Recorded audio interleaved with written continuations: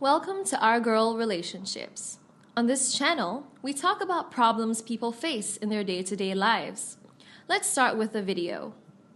My sister and her husband were almost homeless last year after my brother-in-law lost his job during COVID. He used to work for Amazon, the warehouse job, but as we all know, the pandemic struck and everyone lost their respective jobs, and they never cared to save money because, as per them, they just don't need to because of never having children and the money they make covers all the expenses, and working a few odd jobs helps them to take care of extra expenses they got. Now I have a job in finance of a good company, and I'm very careful with my money. And of everything I have, this rule of never doing business or anything related to money with the family. 1, because of my nature towards money, and 2, when they fail to pay, or if I would fail to pay it back, it will completely ruin our relationship. And as I'm a family guy, I just don't like breaking or being bitter with family relationships. My sister is very much aware of this rule and my nature, but she still asked me for $40,000, as they were in some debt and had literally no money with them to survive and were hitting dead ends. She one day came to me crying and told me that everything and went to my feet crying and begging as they had no one else to go to. I have always loved my sister. We had no reasons to have issues, and I felt bad and didn't want to see my sister living in the car over some random street. So I lent her a huge amount of $40,000. She initially asked me for $60,000 for God knows what purposes, but I also had to keep in mind that I have my own family and you don't know when it's your turn to lose your job to this pandemic. But she was just stubborn about taking $40,000 from me, and I just gave it to her on the promise of returning the same amount.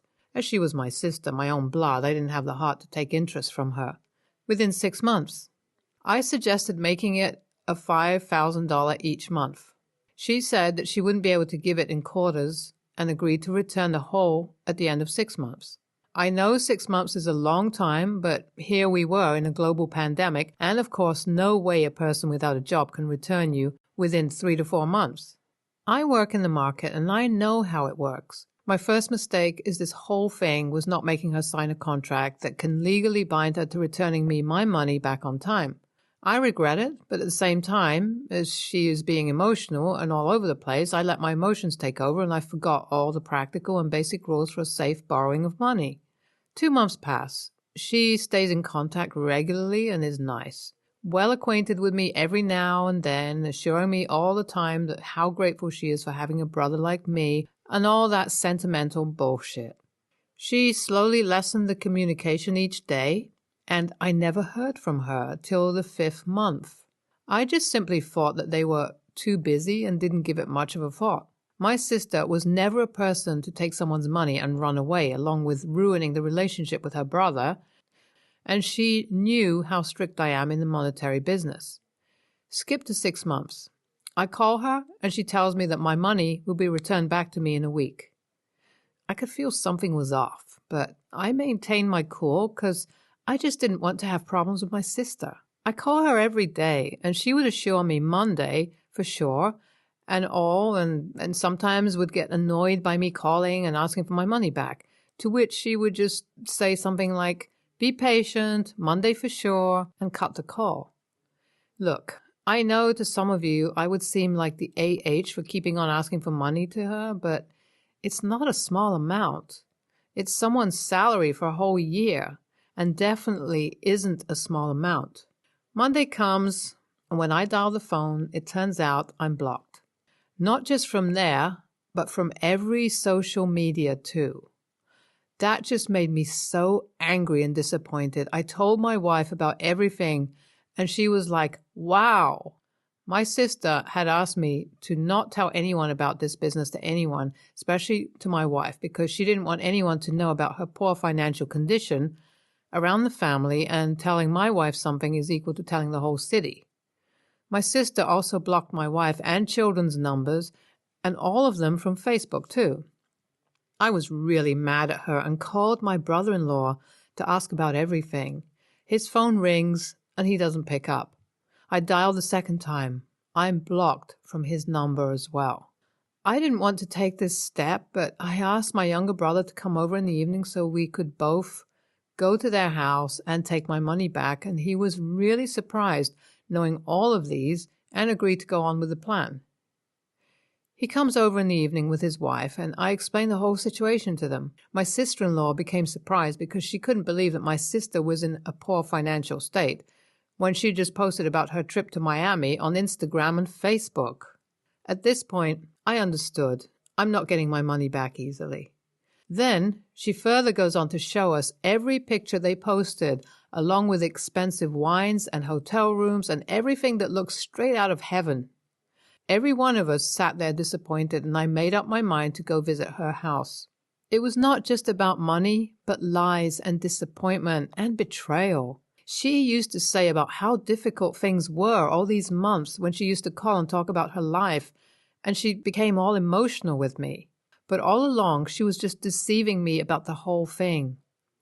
My brother and we started the engine and went to her house at night because no way they would not be there at night. Sister-in-law also confirmed it by calling my sister just to ask her about her trip. She confirmed that they had returned and were at the house, and upon reaching, I could see all their lights on. In the worst case, I was prepared to call the cops on them, and I don't care. I had enough of her lies and everything. If she has money to go for trips, then she also has money to pay me my $40,000 back.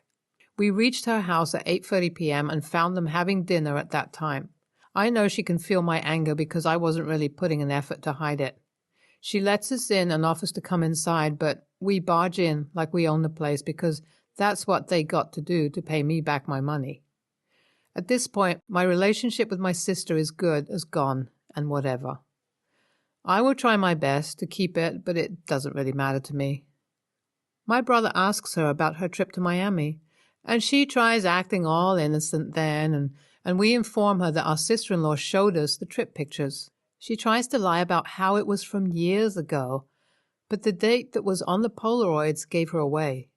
Then she breaks down, crying and everything, but I just stare at her completely callous, 'cause that shit ain't working on me. My brother-in-law tried to explain everything about how they were going to return the money soon, on time, but the wedding of a friend came up and they spent the money there. He also said that he was going back to work anyways and he'll return soon. I was really disappointed at my sister for everything and just couldn't stand to look at her, so I took some of her jewelry that looked new and were worth at least $10,000 and returned home and made them orally promise me and recorded the same so that could be used as proof later. I no longer trust her, and she just has 2 weeks to return my money. After we leave her house, she calls my sister-in-law and calls her a bitch for telling me about the trip and how she lost all her jewelry and demanded for her to pay for it.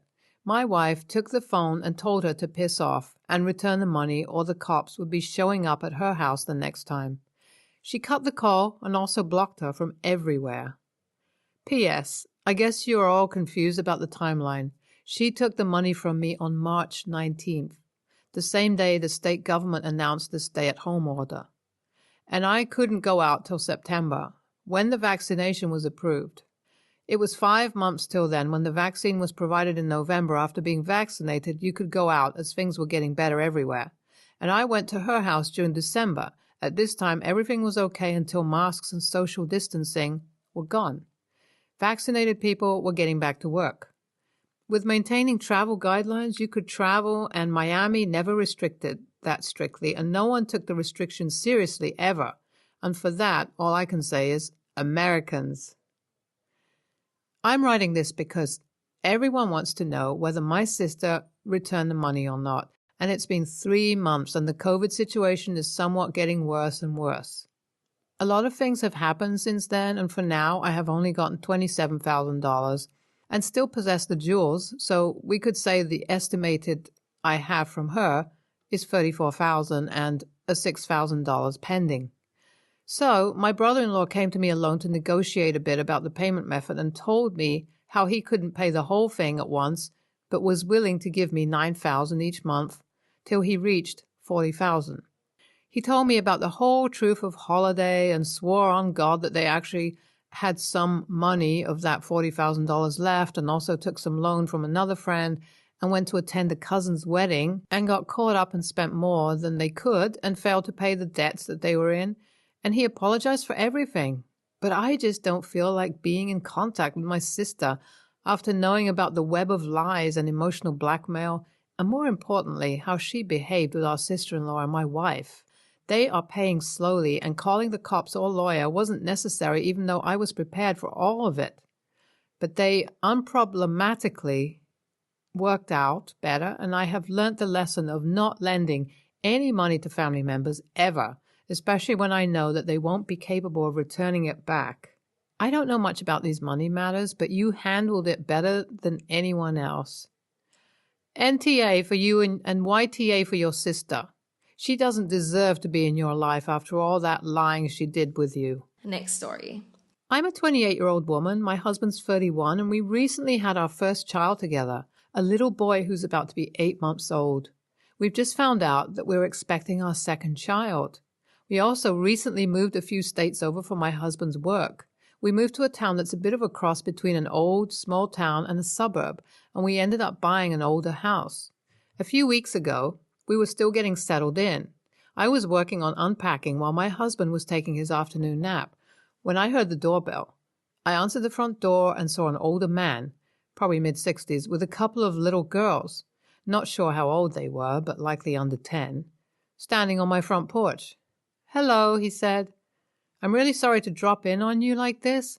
My name is, and these are my 2 granddaughters. This was the first house I ever lived in, and I lived here until I was 12 years old. I've always missed this place, and I just want to see it one last time, and also show it to the grandkids, since I've been boring them with stories about this place their entire lives. I don't mean to impose, but I noticed you just moved in here. So would it be asking too much to just let us walk through here one time? We'll be gone in 30 minutes, I promise." Okay, now, I don't know this man. Admittedly, he looked completely non-threatening, short, bald, chubby, and with a pleasant expression. But still, I was a pregnant woman, home alone, other than my tiny, vulnerable sleeping baby. Based on that, I told him, "Geez, I'm sorry, but no, I'm just not comfortable with strangers traipsing through my house right now." He answered, "I completely understand, but we really won't be a bother. We won't touch anything and we'll be gone soon. I know this is an odd request, but it would really mean a lot to me if you just let me in for a bit." I answered, "No, sorry, I can't do that. This is my home and I won't let a stranger in without a good reason. Please leave." He said, "I think giving an aging man one last visit to his childhood home is a good reason, but okay, can't force you." Then he left. Later that evening, when my husband got home, I told him about the weird encounter. He told me that I should have just let the man look at the place. He said that we all get nostalgic about the places we grow up in, and that it would have been a nice gesture to let this man see his childhood home. He also said that I likely just fostered bad will among my new townmates, but I think that my comfort and safety, as well as the safety of my son, is more important than some random person's reminiscing. NTA, it's super weird about his timing. A house on the market is normally able to be viewed through contacting the realtor or an open house, right? Why not take the kiddos then? I mean, he shows up right after you move in and knows it. It could be a dumb coincidence and he happens to live far away and just be in town visiting with the grandkids, right? After you moved in, but it's just too damn weird. Maybe I'm paranoid, but a 60-year-old man could put up a fight and it's not worth it. I also wouldn't put it past someone to use a child to lower someone's guard. I can't imagine someone being cool with letting a stranger into their home. Maybe in the old days when people knew their neighbors and left their doors unlocked and door-to-door salesmen were common, but not anymore.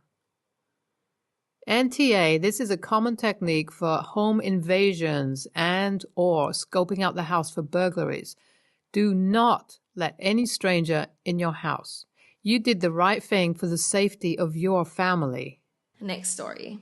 I'm a 22-year-old woman and I have a prosthetic leg. I lost my leg when I was 3 years old in an accident, and honestly, I don't remember a time without the prosthetic. It's just normal to me. I've been seeing a guy, 25 years old, for a couple of months, but the subject of my leg hadn't come up yet. A few days ago, I was having dinner at his place as he cooked for me. When he was setting out the food, he bumped into the table and the vase went flying off and smashed against my prosthetic leg. He freaked the hell out in a blind panic, wanting me to roll up my trouser leg in case I was hurt, asking me over and over again if I was okay. I admit I was startled and relieved it had been that leg and couldn't help laughing, and I reassured him it was fine over and over again, but he didn't believe me and demanded to see, so to prove it, I removed my prosthetic leg, showing it to him and explaining the situation and how I'd lost my leg when I was little. I then told him it was fine if it was that leg, and I was just relieved it wasn't the other.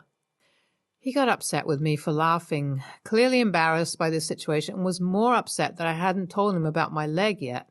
I apologized and explained it's not exactly an easy thing to work into conversation organically, and I'd have for sure given him a heads up before we slept together for the first time, as no one wants to discover that the hard way. He cleaned up the glass and I put my leg back on, and we had dinner, though the mood was ruined and he was clearly unhappy with me. Later, I got some texts from him saying that he felt really upset that I hadn't told him earlier and how he'd been worried and I'd laughed. He has said he needs time to think about some things. My laughter wasn't at him, more the shock of the situation, and I tried to explain that, but he has asked me to give him some space. I have been planning to tell him, but it's not like you can just say, "Hey, oh, BTW, I only have one leg. That cool?" Naturally, in conversation, was I the a-hole here? NAH, he was shocked, then more shocked. You were surprised and laughed and told him something he didn't know. People laugh at funerals. People cry at inappropriate moments. Humans are complicated. Either he will get over it, this should be quick, or he will reveal himself to be a dramatic festival of self-absorption. Either way, you should know by tomorrow, and you did nothing wrong. You've been dating for a few months and he's never noticed you haven't told him?